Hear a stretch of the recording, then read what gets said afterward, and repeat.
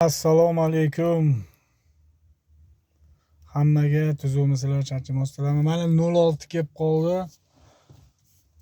O'ta go'zal holatda.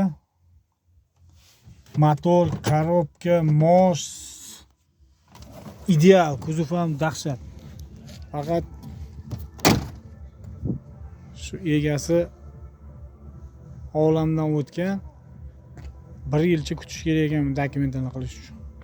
Mashina polniy benzinda yurgan. Umuman gaz taqilmagan. Moshni. Salon zo'r, kuzov zo'r, motor zo'r. Shu turishiga ham sotaveramiz mana. Kimga nima kerak? Damda xuddi shunaqa Jiguli bo'lib, juda unaqa xarob qolib kelib qolgan bo'lsa ham, ustidan pul bersa almashib olaveramiz.